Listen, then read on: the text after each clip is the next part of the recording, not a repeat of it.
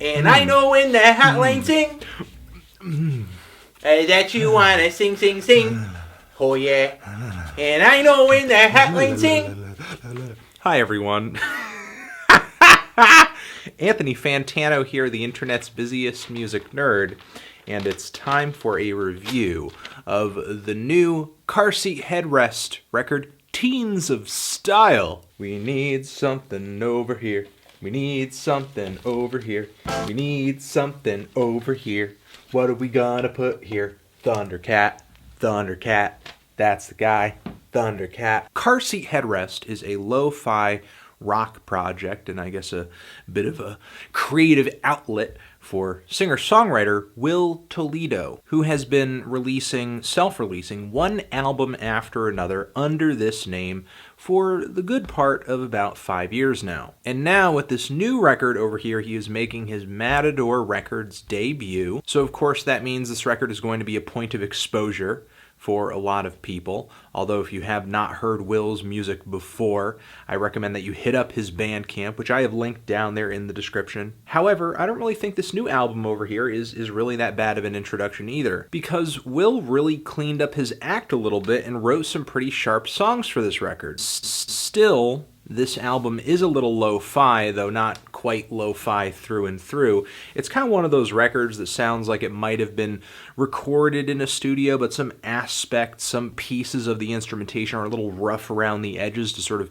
give that rough and tumbled vibe, specifically the vocals, which are pretty fuzzed out and a little distorted, and the guitars too, which can be pretty messy at points. Now the vocals in the mix are a little buried, but Will happens to have a voice that has a bit of depth to it, and when he sings, he's a little stone-faced, somewhat deadpan, really emphasizing those lower notes in his register, while his vocals are not as prominent or as clear as maybe I would like them to be. He certainly does have a few vocal quirks that make him kind of enjoyable to listen to. And another thing is, I think he gives us a little bit to chew on lyrically with this project. Sort of like on the song Strangers, where all of a sudden in the middle of the track we have this introspective moment where Will is talking about sort of falling in love with the music of R.E.M. and Michael Stipe, thinking as a child that Michael's lyrics were talking directly to him, I guess sort of because they were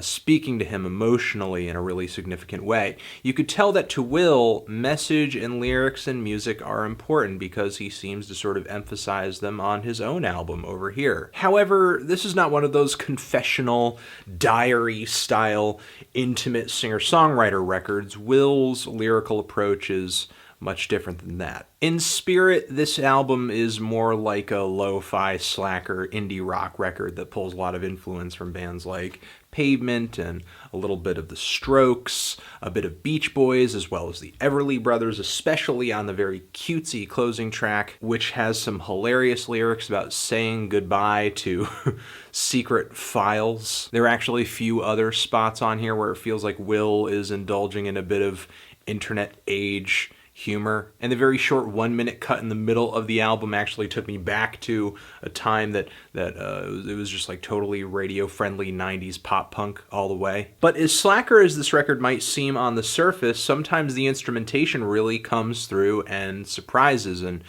I think wows. Sort of like on the song Maud Grove, where it's a very odd, sunburnt little lo-fi pop rock tune where all of a sudden an instrumental bridge pops in where some saxophones start playing, and it's actually kind of beautiful and joyous and really celebratory. And there are bits of instrumentation on other tracks that impress me quite a bit, like on Strangers or Time to Die, where one of the quirkiest things about this track is all these weird electronic edits of the vocals and the lead instrumentation kind of popping in and out over the foundational bass and drums. The instrumentation on this record, all in all, is pretty well put together, though there are some spots where it feels a little sloppy, but intentionally so, and in a way it's kind of endearing. Now, I will say that Will isn't the most original singer-songwriter on the block, and I think there are moments where a few of his songs do seem kind of drab and maybe a little run-of-the-mill, not really sticking out to me in any kind of way. But I think the biggest Achilles heel on this record are the lo-fi aspects of the recording here. I feel like Will brings so much to the table in terms of lyrics, in terms of melody and song structure, that the lo-fi thing just kind of seems like this needless aesthetic that only blands out the instrumentation and takes the bite away from the vocals, away from the guitars. And I think this record just would have done better with a fuller sound. The strengths that Will has on this record really have little to nothing to do with this album being lo-fi. Sometimes the instrumentation, like I said, could be a little messy, could be a little endearing. That's totally cool. But the best spots on this album are lyrical and they're musical. And if a Car Seat Headrest record is going to wow me in the future, although I'm sure that there are a lot of fans who are digging this record a lot because there are a lot of good things about this album, but at least for me personally, I think those strengths should be played to a little bit more. And that's it. I'm feeling a strong 6 to a light 7 on this thing. Tran. Ooh, ah, ooh, ah, ah, ooh, ah, ooh, ah, ah. Zishin, have you given this record a listen? Look at that shit. Look at that shit. That's some nice shit over there. We have nice things here. What do you think I should review next? And did you love and did you hate this record? I hope you have a nice day. Forever.